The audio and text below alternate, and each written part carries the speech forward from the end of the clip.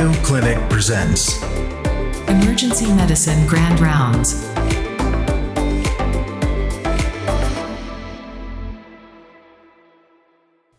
Out of the night that covers me, black as the pit from pole to pole, I thank whatever gods may be for my unconquerable soul. In the fell clutch of circumstance I have not winced nor cried aloud. Under the bludgeonings of chance my head is bloody, but unbowed.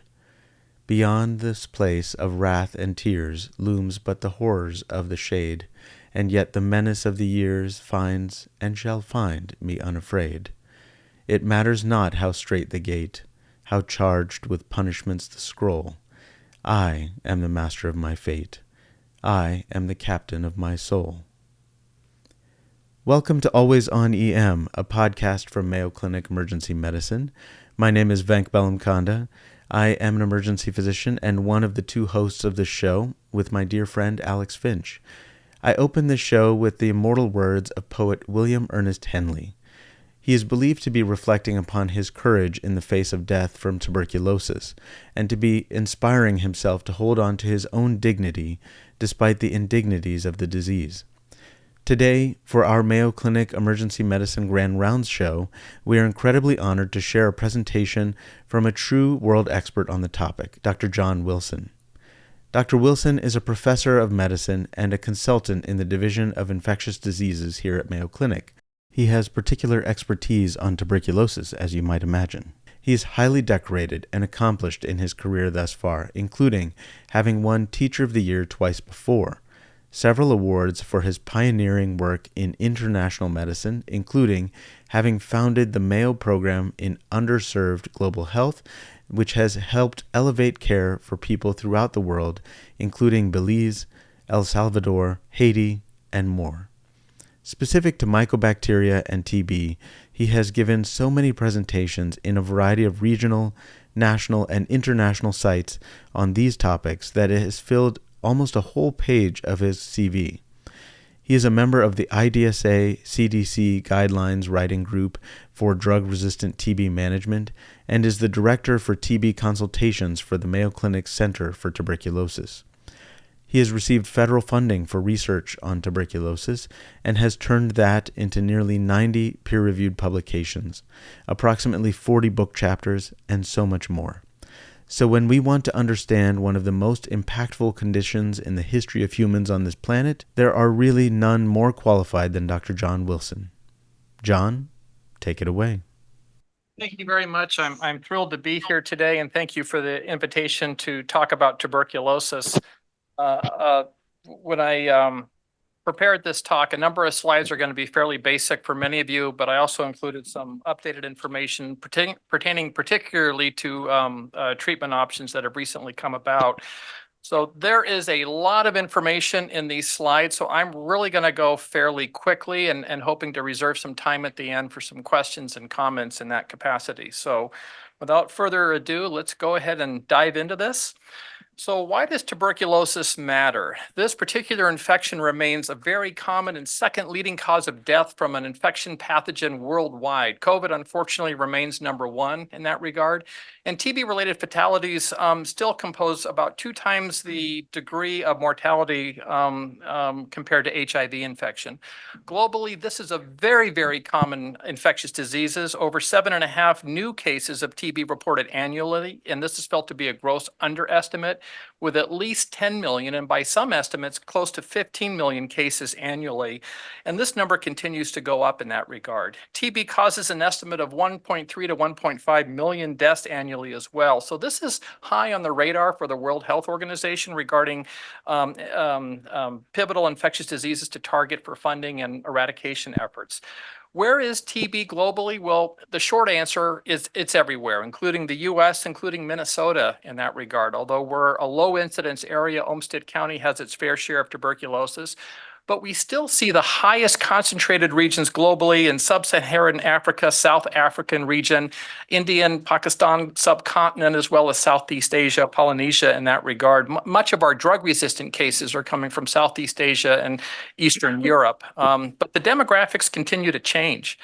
Here in Minnesota, most of our cases are from individuals born outside of the U.S., and we see a higher preponderance of active cases in individuals from Eastern Africa, so Somalia, Ethiopia, Eritrea, but also from Southeast Asia, Laos, Thailand, Burma, for example, and also including drug-resistant cases as well.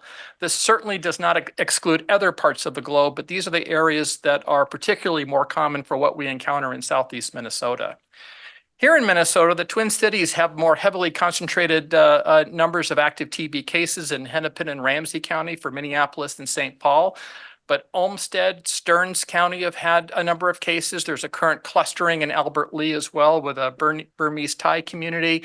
So again, throughout the state, tuberculosis is alive and well and something that all of you no doubt will be encountering in the ED setting as well, and thus the rationale for this talk today. So to deal with tuberculosis, both education and consultative support, the CDC has funded 4 centers across the country. Mayo Clinic is one of them, and you can see in yellow, this is the demographic of states that we support not only for medical consultation, but also educational activities for physicians, for nurses, nurse practitioners, public health. The Francis Curry Center in San Francisco covers the western third of the country. Gainesville, Florida, SNTC is for the southeast, and Rutgers University Global TB Institute is in New Jersey. So the 4 of us work together, also including U.S. territories, the Pacific Islands, Puerto Rico as well. So this is a concerted effort to really support an infrastructure for TB management and communal education. So one of the more common questions that we handle right out of the gate is infectivity to others. This is a highly communicable infection from person to person, thus the interest from WHO and CDC in that regard. Generally, when we talk about infectiousness, this is among individuals with active pulmonary or respiratory tuberculosis. Extrapulmonary generally is not communicable to other individuals unless there's concurrent pulmonary disease. Now, there are exceptions in that regard. We always let our surgeons know in the operating room when someone has extrapulmonary or bone and joint disease that they may be debriding, because water picking procedures can aerosolize material and thus result in secondary pulmonary inoculation. Also with autopsy, the bone saws, drilling sometimes can have that similar aerosolization effect, but these are very uncommon. So pulmonary is really where we pay most attention regarding infectivity to others. Now, historically, when I was in medical school and residency and fellowship and so forth, the traditional training was take a patient history, do the exam, look at the films, look at the lab tests, and come up with the approach of active or latent TB infection. A better approach and what we focus on within infectious diseases is basically a 4-step: defining the host, defining the syndrome, or what's the area of inflammation, the itis, if you will. If the microbiology is known, great. If it's not known, what are other considerations besides tuberculosis in that regard?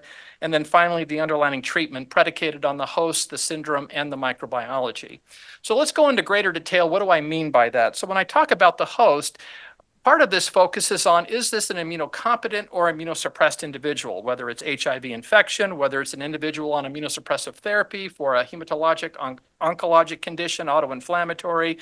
Maybe there's other medical comorbidities that have not as severe of an immunosuppressive effect, but some immunomodulatory impact, like poorly controlled diabetes. Young children with immature immune systems also are more vulnerable in that capacity.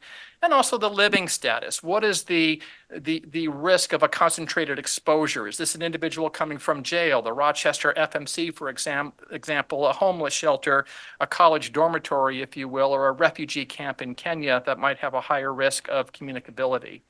And these issues all interplay. So, for example, an otherwise healthy, immunocompetent individual who's infected with the TB bacteria or exposed in that regard, the organism infects their lungs and it generates an appropriate immune response.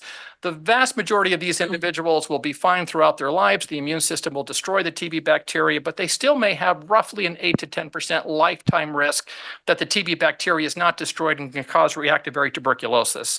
This goes up about 3-fold in an individual with diabetes and exponentially in an individual with HIV infection, even with immunologic reconstitution with effective ART.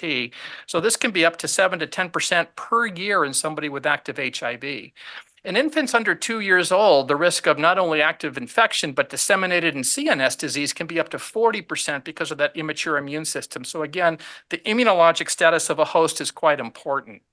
So then we move into, well, let's get into the itis or the syndrome. Where's the area of inflammation? Because our diagnostics and our managerial strategy will be different and predicated on where this is. We'll commonly make the distinction between latent TB infection or inactive. This is the TB exposure, but the immune system either destroys off the TB bacteria or walls it off into granulomas, or active TB disease where there's active infection, inflammation, and in the lung standpoint, potentially communicable to other individuals. When we talk about LTBI, the diagnostics are indirect. We go after an immune system activation, and with active TB disease, we're actually trying to diagnose the actual TB bacilli from a variety of respiratory samples. So it sounds clean to say either LTBI or active TB disease, but the reality is this is a continuum.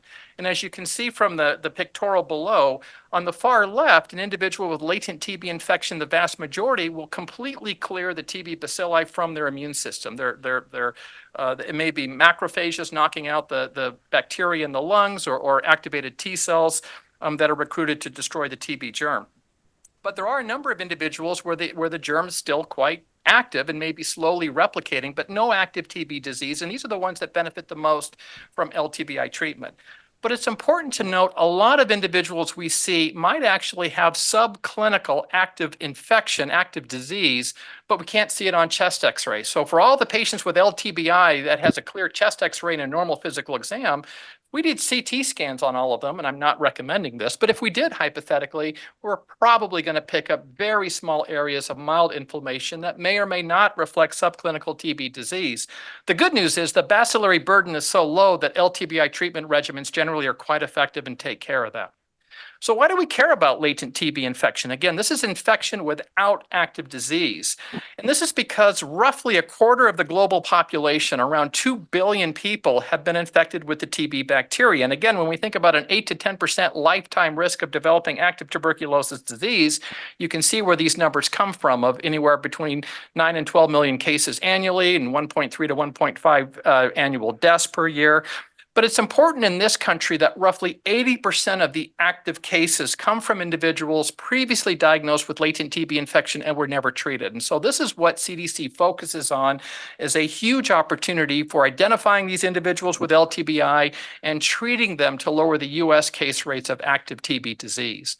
So how do we do this with latent TB infection? What are our diagnostic toolkits that we consider? As all of you know, the tuberculin skin test, this was something that's been in play now for over 40 years. This was a go-to test when I was a medical student and resident and fellow and a number of years on staff. Its sensitivity is anywhere between 60 and 70%, but specificity is terrible. As all of you know, prior BCG vaccinations or select NTM infections can give false positive skin test reads. It's also very subjective, and so this can be overread or underread. And in general, the skin test is just not that good. Thankfully, now we have interferon gamma release assays, which are blood draws, which measure in vitro production, T-cell mediated production of gamma interferon from sensitization in that capacity. Mayo Clinic uses the quantiferon assay produced by QIAGEN. There's also the T-spot assay from Oxford Immunotech that can be done. Both of them measure the same thing, albeit different ways. The specificity is much, much better, close to 98%, with a better sensitivity close to 90%. So these are good tests. They're not perfect, but they're definitely better. This is what the quantiferon, yeah. What are the false negatives? You couldn't see that. The false negatives, so it's roughly let's see. Oh, yeah, I wonder if I can move this. Let's see if I can move this. There we go. So with the IGRA testing, anyone who is immunosuppressed certainly can have, and what do I mean by a false negative? Oftentimes this will be an indeterminate where you won't get a positive control. So without a positive mitogen control, you'll oftentimes see indeterminate where the TB antigen 1, TB antigen 2 are negative, the mitogen may be negative. So again, very dependent on a functional immune system like the tuberculin skin test is. Let me see if I can get back going here. There we go. When the blood's collected, it's put into one of 4 tubes. The testing tubes are the green and the yellow, TB antigen 1, TB antigen 2. There's the negative control, which is nil. There's the mitogen control, which should produce a positive control. And this goes into an algorithm looking for measurable gamma interferon production. The other assay is called a T-spot. Again, measures gamma interferon, but this is by clumps of T cells in vitro that are producing gamma interferon and discolored. And so it's counting spots within a dish in that regard rather than laboratory measurement of quantiferon, but the end result is essentially the same. These assays both also have comparable sensitivity and specificity. So this sounds really good when we're testing individuals that were suspicious for TB infection or active TB disease. The problem is, what if we mass screened everybody without risk factors? And this applied largely to healthcare personnel of low to medium incident areas, and Mayo Clinic being one of them in that regard. So yes, I see patients with active tuberculosis. There's a rationale for my testing for TB infection, and all of you working in the emergency department, you're actually at higher risk than I am, because 9 times out of 10, I know when a person's coming to see me with TB. For you guys, you're actually more on the front line. But if you're an individual without patient care duties in that regard, or you're taking care of patients without communicable issues, there's real concern that that 1% may be a false positive. And indeed, 98 to 99% specificity in a low incidence area means that when we do get a positive, we have to be careful that in a low risk area, is it real? So for somebody with risk factors or immunosuppressed, I believe it, I don't question it, it's important. But without risk factors for an immunocompetent host, there's a real risk that this could be a false positive, and also what's called what can result into a conversion reversion. And what do I mean by that? This is a nice study actually done about 12 years ago with 3 medical centers across the country.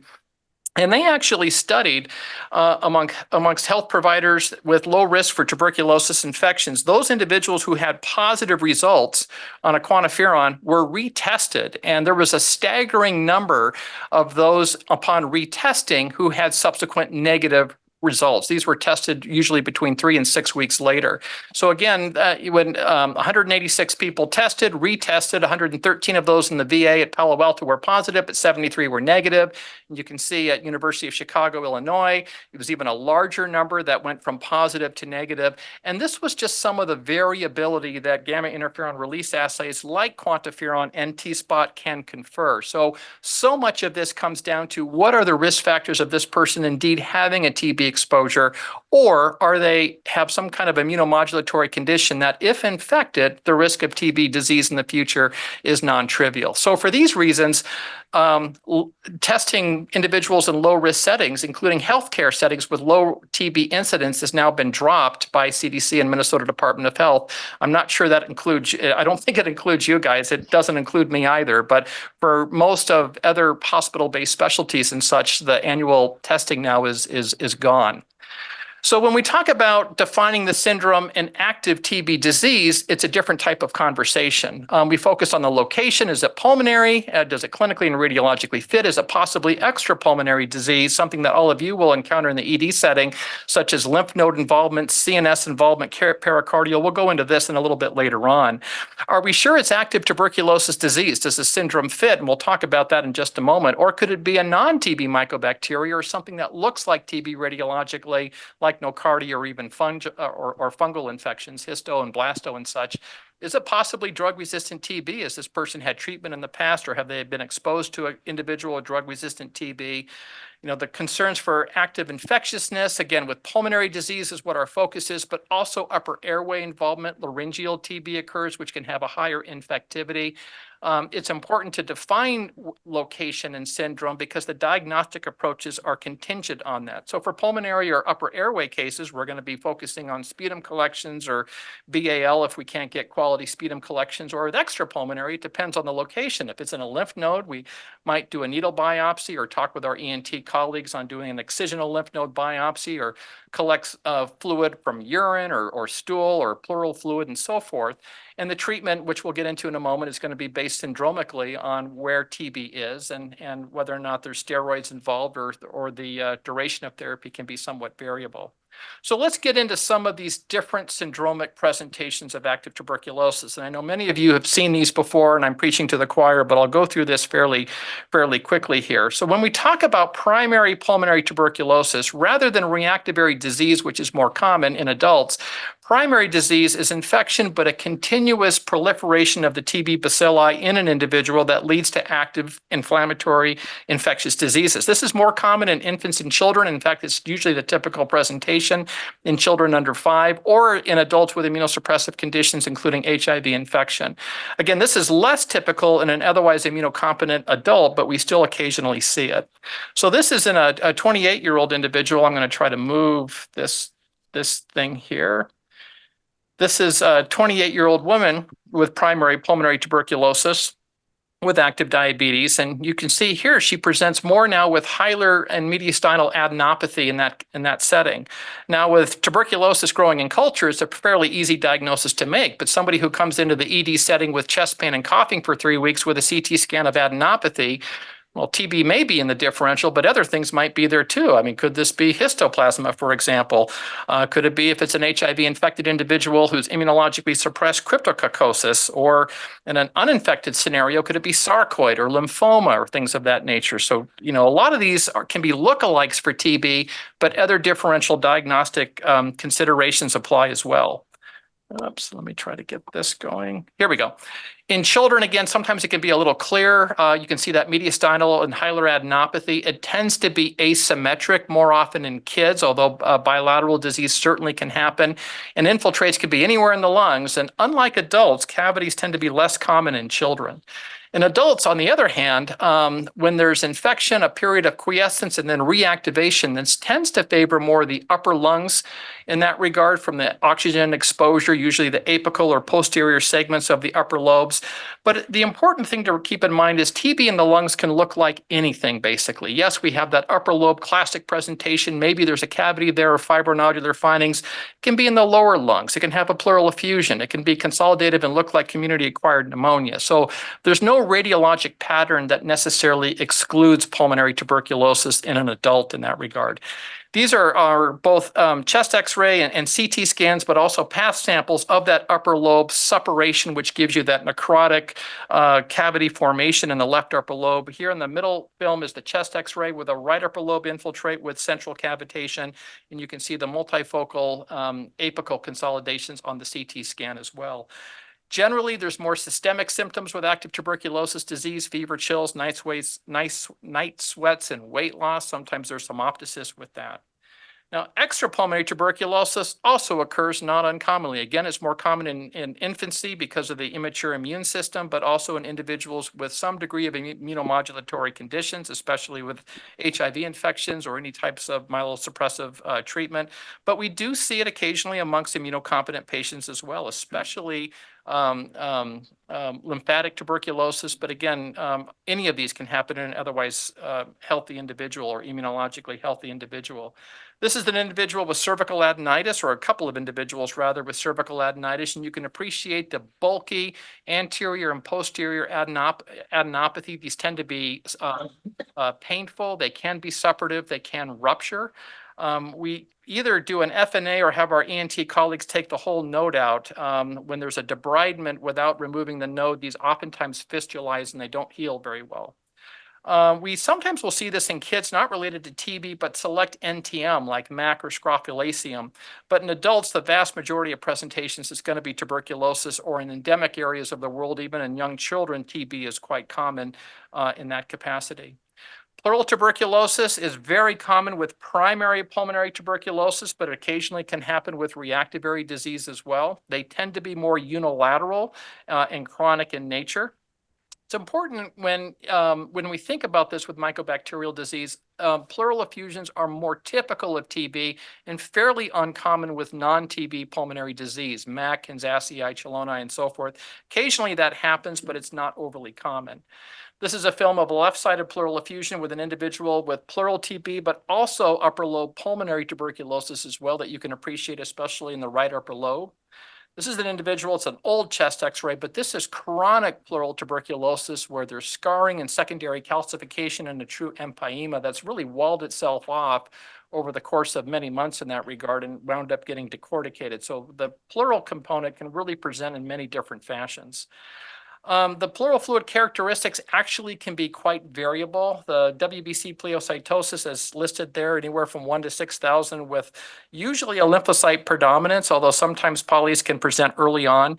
The challenge with pleural TB is this can be paucibacillary. So the AFB smear testing is only positive in anywhere between 10 and 15% of samples, and the culture positivity is really quite variable depending upon the volume of fluid collected in that regard. We'll sometimes add an adenosine deaminase to pleural fluid as we do with CSF. Although nonspecific, an elevated level, usually higher than 250, can be much more suggestive of pleural tuberculosis. When we're struggling to get a diagnosis, doing a pleural biopsy can be helpful. It adds to that sensitivity of both stain and culture positivity in that regard. So the combination of pleural fluid and a biopsy usually can get us a diagnosis over 80 to 90% of cases in that context. Occasionally, we'll see genital urinary tuberculosis. It's not really that common, tends to be more in older individuals and also unilateral in that regard. The symptoms are not very common. I should say they're not very specific, but more fatigue, chronic back pain. Occasionally, there may be some dysuria. It's almost like a musculoskeletal back pain on somebody who didn't sleep well, but this is going on for months and months. Just a general KUB may show chronic calcifications evolving over the renal parenchyma, and this is what it can look like. There can be secondary ureteral scarring from genital urinary TB and secondary hydronephrosis as well. So a KUB can be a simple way to raise suspicion for parenchymal or ureteral tuberculosis involvement. Now, with bone and joint tuberculosis, also this tends to be older individuals like genital urinary tuberculosis. The vertebral column, particularly the thoracic and lumbar areas, are higher incidence, but occasionally we'll see it in the knee and the hip as well. With vertebral tuberculosis, this is also labeled as Pott's disease. This tends to involve a ventral portion of the thoracic or lumbar vertebrae and have an anterior destruction resulting in the secondary chelation or gibbous deformity. And this can also be very painful and sometimes with secondary neurologic manifestations on that. When we have bone and joint tuberculosis, we generally will extend duration of therapy longer, anywhere from 9 to 12 months, just to have better and more durable bone penetration. Sometimes we'll even add to combination drug therapy for better bone penetration as well. So this is a film of how thoracic vertebral TB with that anterior wedging or that gibbous formality or that gibbous malformation can occur in the extreme sense in an individual that wound up not only getting treated for TB, but had secondary spine surgery with that. When we think about that, we think about the Hunchback of Notre Dame, and gosh, was this really a congenital malformation, or did he actually wind up having tuberculosis? And this could have been treated, it could have been cured, but it just wasn't thought about back in the 17th century. And this is also not to be confused with a halfback from Notre Dame. The two are very different, so I just wanted to be sure we weren't causing any confusion there. So when we have hip and knee joint involvement with TB, this is also very nonspecific, chronic, usually over months of pain with walking. The synovial fluid is more pleocytosis generally than pleural fluid, up to 140,000 cells. Occasionally there'll be neutrophilic predominance, although lymphocytes can secondarily be the predominant cell count. And like pleural disease, this can be paucibacillary, so AFB smears are rarely positive. And with high volume aspirates, cultures have a better yield in that regard. But oftentimes we'll wind up not only doing aspirates, but getting synovial tissue biopsies to optimize that culture yield. Oops. With disseminated TB, this tends to be more common in individuals with immunocompromising conditions. This is an unchecked proliferation of bacteria outside of the lungs and can affect basically any organ system. The chest X-ray in a typical miliary pattern will be well distributed over both lungs. It's often not seen early in disease, and the chest X-ray paradoxically can look clear in that capacity. CT scan can have a much more clear picture. And because the immune system can be overwhelmed, a tuberculin skin test and even an IGRA, quantiferin or T-spot, can be negative or indeterminate in that regard. This is a chest X-ray of miliary TB, and you can get the artist renditions of it's basically these millet seed-like BBs all over the lungs from a lack of immunologic containment of TB bacterial spread. And not only in the lungs, this can involve multiple. The cases I've been involved with were not just lungs, but hepatobiliary involvement, sometimes kidneys, sometimes small bowel, with all the immune system. So this can very easily be a multi-organ involvement in that capacity.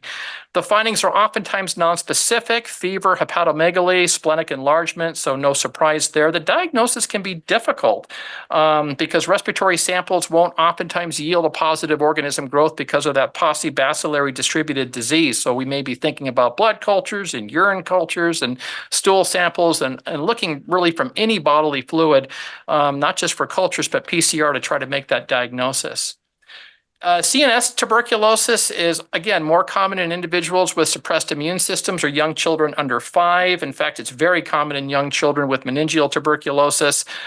This, too, is a paucibacillary process requiring sometimes multiple spinal fluid evaluations and PCR studies to solidify the diagnosis.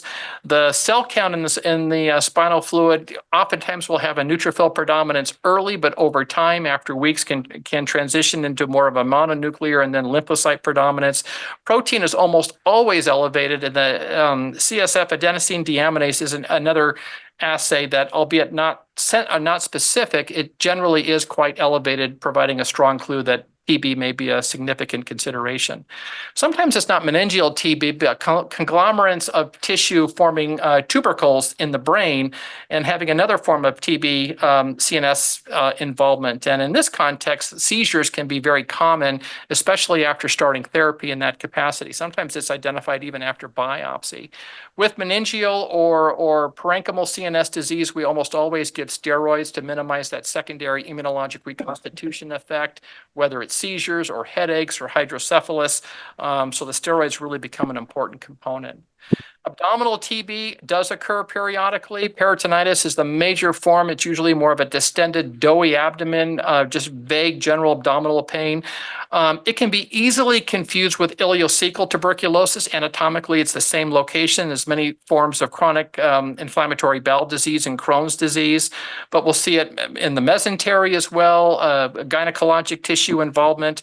This too can be paucibacillary, so abdominal fluid may or may not reveal the results, so we may wind up doing abdominal tissue biopsies or stool sampling for mycobacterial growth. So it can be a challenging diagnosis to make. This is an individual with immunologically advanced HIV that had disseminated tuberculosis throughout the liver in that regard. This is a colon segment off of bowel resection, just with all that immunologic tissue that's engorged with bacteria, Mycobacterium tuberculosis, and again, having oftentimes in that right-sided colon ileocecal area being a particular hotspot. With pericardial tuberculosis, this may present as chronic chest pain, cardiomegaly on chest x-ray, the ECG, and you guys know this better than I do when it comes to chronic pericarditis, but low voltage in that capacity. It too is paucibacillary. AFB stain results from cardiac tissue is more typically negative or on pericardial fluid. So the diagnosis can be challenging, and it may be the absence of any other solid pathogen identification in somebody with a positive quantiferon and granulomas on a tissue biopsy. That may be as good as it gets for starting combination TB therapy in that regard. Over time, that pericardium gets thickened like leather or sometimes calcified, and this is really thickened, resected pericardial tissue done on a pericardectomy. And this is an old chest x-ray, but it shows that chronic calcification that eventually can develop in individuals with chronic pericardial infection. And this too would be a chronic thickened pericardium. If this guy had an ECG, I'm sure the voltage would be quite low. Other areas that we think about laryngeal TB disease, usually with voice hoarseness. This is an area to be a little concerned on because the infectivity to others can be quite high because TB is right off the vocal cords. Ocular TB can be a challenging diagnosis to make. It can be a variety of different presentations, such as the choroidal tubercles. It also can be more of a hypersensitivity retinitis that we always have our ophthalmology team look at.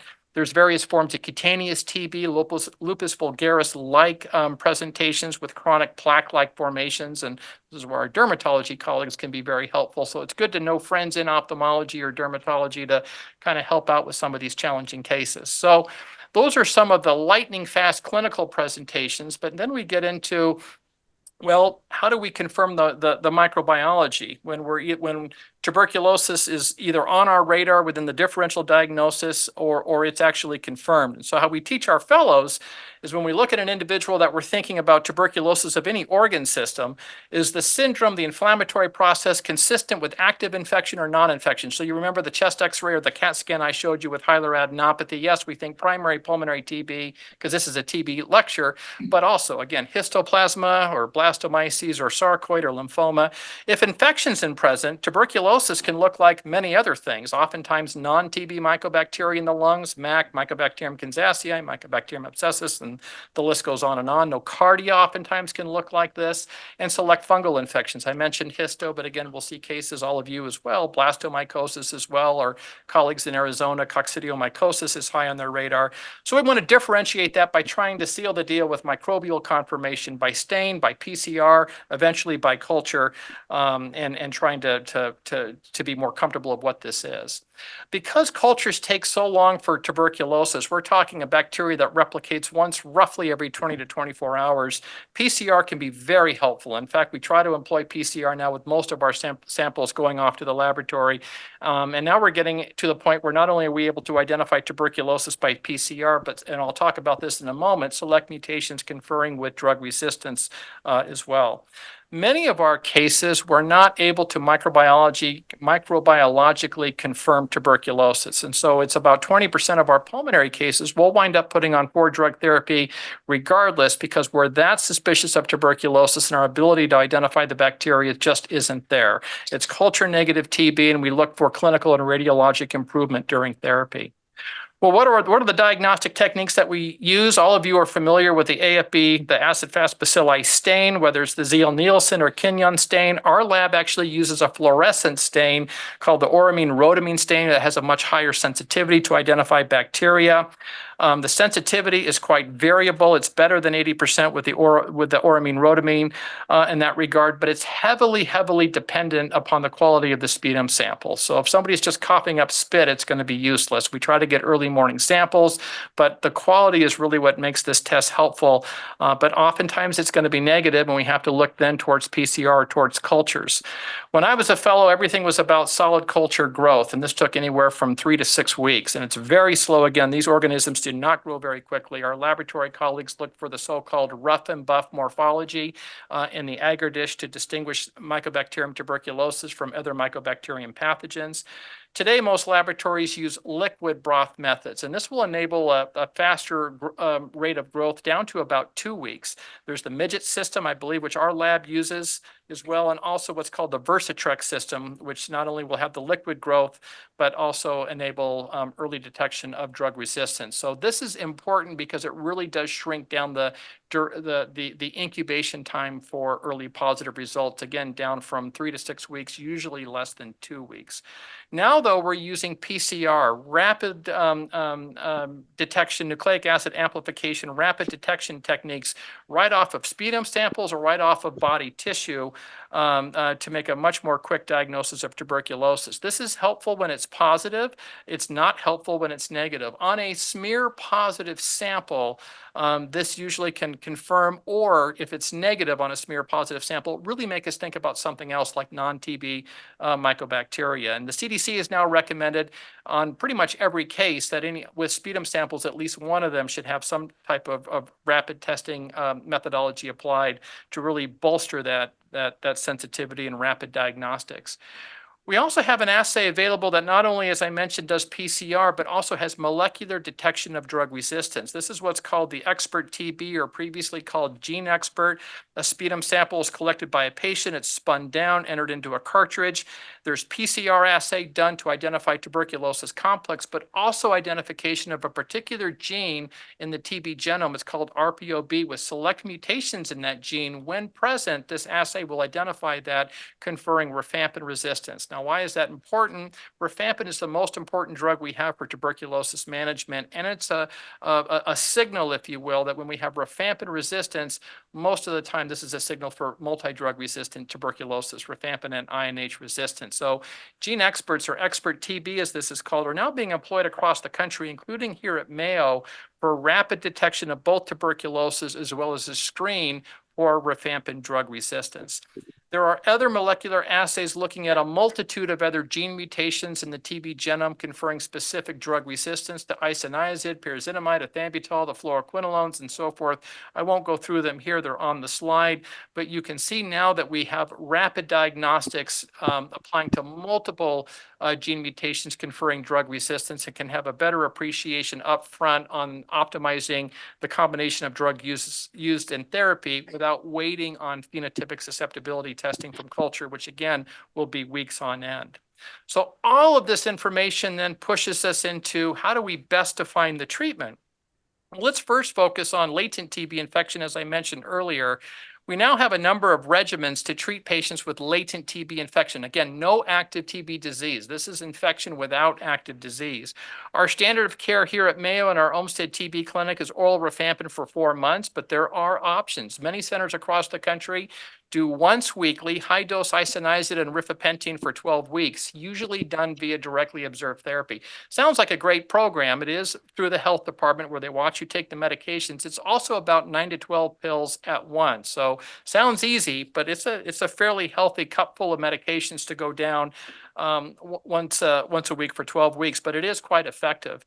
Other options, daily isoniazid's been around for 40 years. It used to be 6 months when I was a resident, then it went up to 9 months, and then CDC brought it back down to 6 months because compliance was much better and there really wasn't much better efficacy with 9 months duration. And in the UK, they're fairly fond of doing daily isoniazid rifampin combination for 3 months, but there's a little bit higher hepatotoxicity risk with that, so we tend to hold off on that. We don't use as much rifapentine, not because it's a bad drug, it's excellent. We've had supply chain shortages across the country with rifapentine, which is why that 3 HP regimen hasn't been commonly used. There is exciting data of other regimens. So this is a little bit old, a couple of years ago, but it was a randomized trial for patients with latent TB infection in multiple centers, over 3,000 patients. And basically, in short, what they demonstrated was that 1 month or 4 months of daily rifapentine and isoniazid was as effective as 9 months of oral isoniazid daily. And many of these patients, in fact, most of them had HIV infection in the African continent. And so this actually showed nicely how a 1 month program of combination high-dose rifapentine and isoniazid could be as effective as 9 months of isoniazid. This is being further assessed and confirmed, but this would be an exciting development if we can reduce the duration of LTBI therapy from 6 to 9 months, or even 4 months if you're looking at rifampin, down to 4 weeks. When I was a trainee, there was a period of time that we were using 2 months of daily rifampin and pyrazinamide, which was effective for LTBI therapy, but did have a higher rate of hepatotoxicity. We indeed had a patient here at Mayo Clinic about 20 years ago who developed liver failure and went on to get a liver transplant from this. But it is an effective regimen. It's no longer recommended because of that hepatotoxicity risk. It's awfully, awfully low, but treatment of LTBI is first do no harm, and because of that higher risk of hepatotoxicity, this regimen's gone out of favor.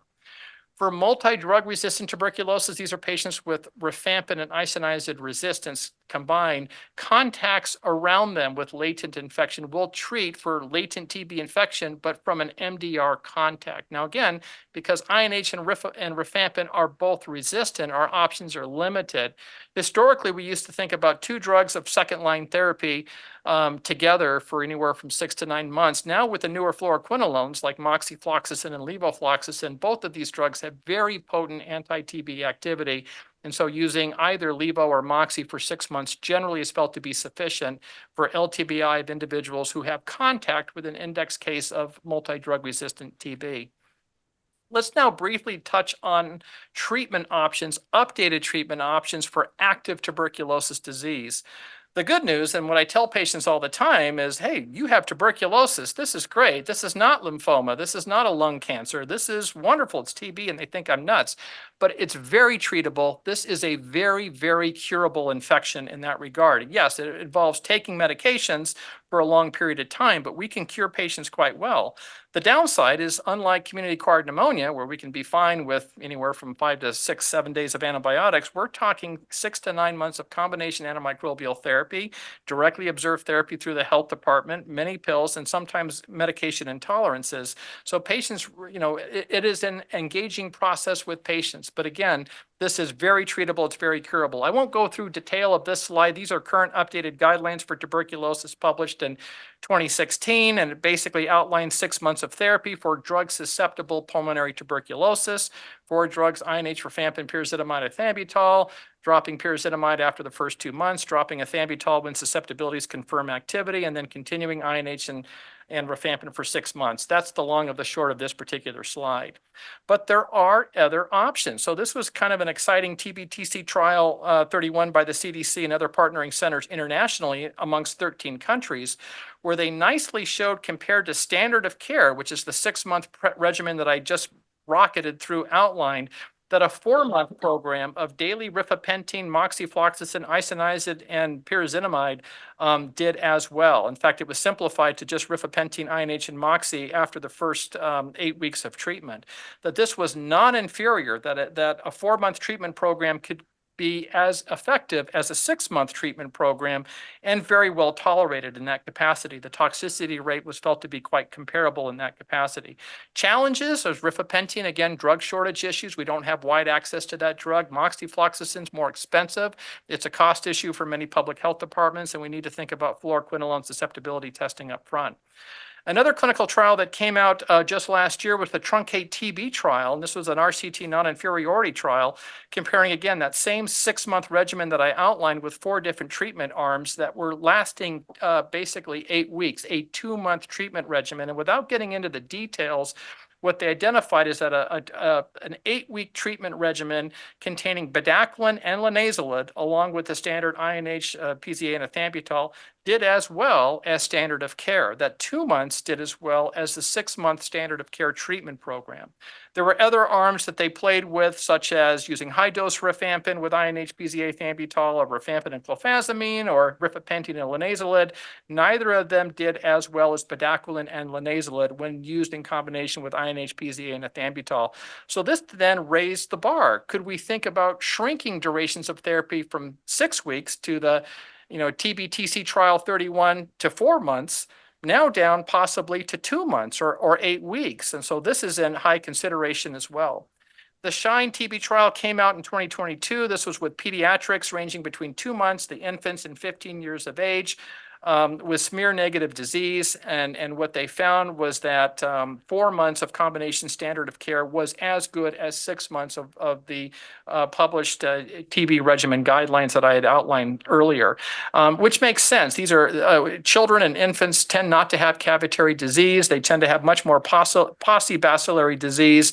And so for these individuals, smear-negative, drug-susceptible pulmonary TB could be treated effectively with just 4 months of therapy. And this actually is now being implemented amongst many of our pediatric patients with active smear-negative pulmonary tuberculosis.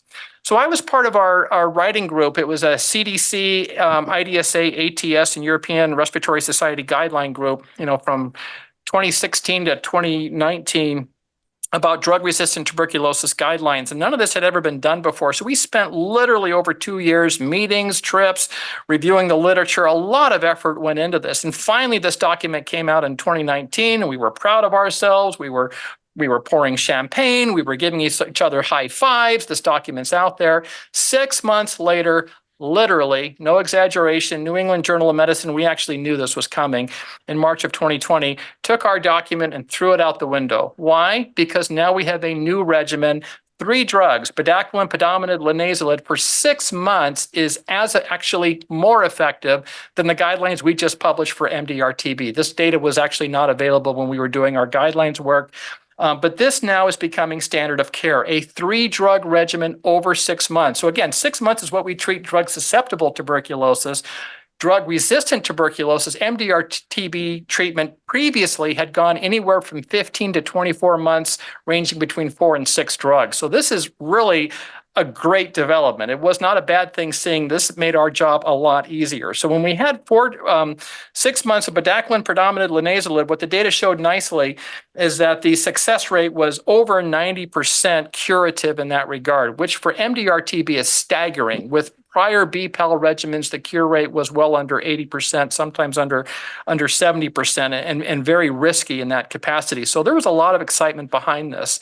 There were subsequent trials that developed from the NICS TB trial. The Z-NICS used a lower dose of linezolid and found that the treatment outcomes were as good as the twice-daily linezolid, but once-daily linezolid has much less toxicity, such as neuropathy, myelosuppression, ocular problems. So standard of care now uses linezolid once daily for TB management that's drug resistant.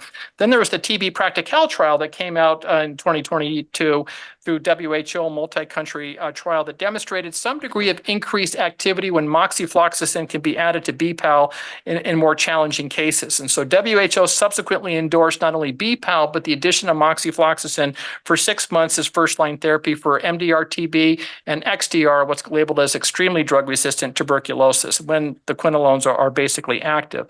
Here in the U.S., there are options, just using B-PAL, or you could certainly add moxi, which we do when it's more severe MDR-TB disease or CNS involvement or bone and joint involvement. But the point here is, unlike our prior guidelines before 2019 with 4 to 6 drugs over 15 to 24 months, B-PAL plus or minus moxifloxacin for 6 months is now the standard of care for MDR, which is INH and rifampin resistant disease, which is terrific. TB just got a whole lot easier to treat, including individuals with HIV in that capacity. So this is great news, but can we even make it shorter? Can we have better drugs down the road? So in summary, and I know I've been going through this like just a rocket through air, but I wanted to provide some time at the end for questions. Talking with our patients, and this is what I do all the time in our tuberculosis clinic with our patients. I spend a lot of time with them outlining that, yes, this is a good thing. You have tuberculosis. This is great. We can treat this. We can cure this. Honestly, this is much easier to treat and cure than most forms of non-TB mycobacteria. In that regard. That combination TB is effective as long as they take it as instructed, which is why we have directly observed therapy. Treatment is done in a partnership. This is hand and fist what we train our fellows. This is not done by one provider. We do not operate in silos when it comes to TB. We work with our public health departments.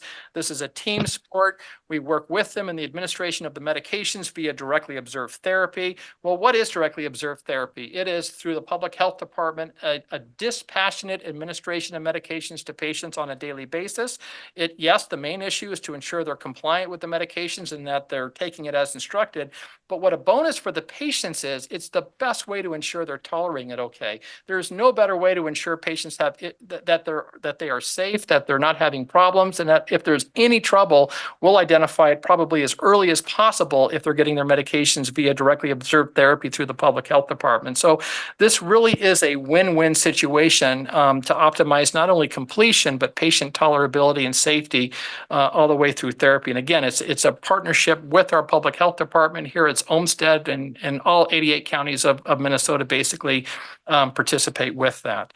So sometimes it does feel like you're alone in the emergency department or in our world in infectious diseases with a case of active tuberculosis disease, but it is a collaborative endeavor with not only public health, but all of you colleagues in the emergency department, colleagues throughout the institution, working together to both early diagnose this infection and overall cure the disease. And I'm from Nevada originally, and sometimes it feels like you're in the middle of a desert driving alone, but really this is a communal environment, and none better than here in Rochester to have colleagues in certain places to call with questions or just moral support if you're feeling down and out with a tough case. That's what we're here for. So with that, there's a couple of minutes that I wanted to leave available for any questions.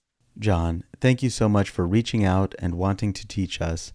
You and your team are incredible colleagues and clinicians, and we learned so much from you all. Listeners, thank you for continuing to join Alex and me on this podcasting journey. Come back June 1st for our next chapter. It's going to be really great. We have been sitting down with pretty outstanding people almost every week. They have been opening our eyes to wonderful things that we can't wait to share with you all. So until then, thank you for listening, and go enjoy yourself.